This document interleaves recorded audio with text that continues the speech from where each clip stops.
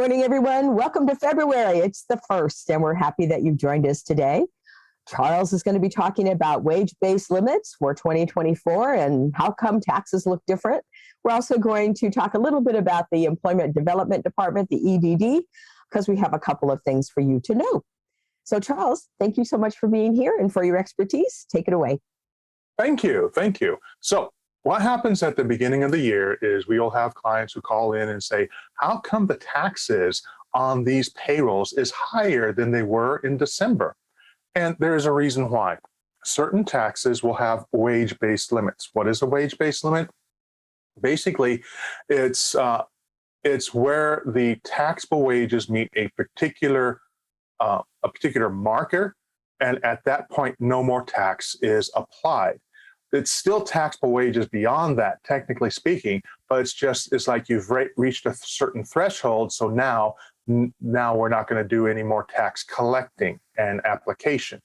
And so this will affect Social Security, the unemployment, and it no longer affects California disability. I'll get to that in a second. And there's also something special about Medicare that I'll also touch on. So now with Social Security, I've got the list of the wage-based limits here for 2024. Social Security for 2024 is $168,600. Now what that means is that your employee, if they make more than $168,600 in taxable wages for Social Security, we're not talking true gross. We're talking about after things like Section 125 medical or dental are basically set aside, and what's left is your taxable wages for Social Security. That is when they reach this amount. Anything beyond that is not taxed. So basically, they have to be making, if they make $200,000 in taxable wages for Social Security, only the first $168,600 is going to be, used to calculate the Social Security liability for the employee and employer. Because if you remember, it's that and Medicare are ones that are kind of shared between the two. The employee pays half, the employer pays half. Now, for unemployment, the employer, except for the state of New Jersey, it takes care of all of state unemployment. And for that is one that you will actually see an impact on, because that is same kind of idea, but a different wage-based limit. For the feds, it's $7,000, and then for California state unemployment, it's also $7,000. And with those two, what happens is, typically you'll see that for your employees that start at the beginning, that are there at the beginning of the year, after the first month or 2 months, there's not going to be any more federal or state unemployment assessed, because they've already made $7,000 in taxable wages for state and federal unemployment. And yes, I did put federal state unemployment, but that just means that's theirs. And now the one for California, like I said, is $7,000, and also for the education and training tax is $7,000 as well. Now, other states have different wage-based limits for their unemployment. I think there's one state out there that's something like $13,000 and so forth. It just depends on the state. Each state has it. You can check what they are, or we could look it up for you if you have a question about a particular state. But most of our clients are in California. That's why I have these here. Now, California state disability, this is an employee-funded tax. The employer does not put anything to it. But there's a change this year. There is no limit effective January 1st, 2024. So it's going to function just like Medicare does. Basically, whatever taxable wages you have for disability, it's going to be assessed at the disability rate. And then the particular case for Medicare is if you have an employee who makes over $200,000, then any wages over $200,000 is going to have an additional 9% assessed on it, right? So it gets the regular Medicare, then it gets 9% for anything over that $200,000, right? And that's only on the employee side. The employer does not have that additional percentage. And it's all, if they're married couples filing jointly, it's 250,000. So that is the basics of it. Now you're going to run into other things like they have new limits for 401k, IRAs, that kind of stuff, and you're probably more familiar with those because if you're like most people that I've heard of, they try to get those maxed out and as quickly as possible, or at least have it spread throughout the year. So that's something that you're more familiar with. But these are the ones that not everybody is familiar with, and so I wanted to bring this up so that when you look at your payroll summary reports and you see how much the taxes are, you're not sitting there going, hey, wait a minute, what is this? It wasn't this much last December, so why is it this much? This is why. Every January, the bucket starts all over again. It's on an annual basis. So basically, they empty out the bucket at the end of December and they put it back up so you can fill it up again and reach that 7,000 for the unemployment, the ETT, and then for the Social Security, if they ever get that, to the 168,600. I've not seen that myself personally, but I've heard it exists.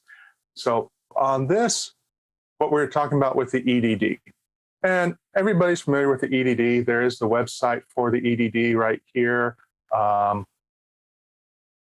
Right here, this is their website. This is where you can get information on employers. This is where you basically register. You can also look up things like what is your state ID, stuff like that. This is the regular EDD website. But what we really want to look at is the information that you have in the system that pertains to the EDD. And specifically, we're going to be looking at your active hires. And we do run into this where people who are no longer your employees are still listed as active hires. Now, this can affect different things. For one thing, they could accidentally be paid. But another thing that can happen is that you could have information in here when the EDD is saying, hey, we've got an unemployment claim from somebody who used to work for you.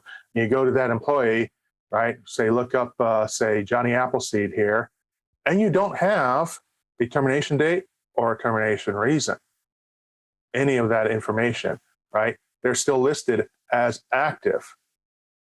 So you do want to make sure that you're going through your employees and make sure that all this information is accurate, right? Make sure their addresses are accurate if they've been changed, or marital statuses if you want to. Anything that they change and they notify you, you want to have in here as soon as possible. And if they're let go or they leave you, you do want to have them terminated so you have an accurate count. And when you do have something where the EDD contacts you about a former employee, you can sit there and go, yes, this is when we terminated them, this is their last date.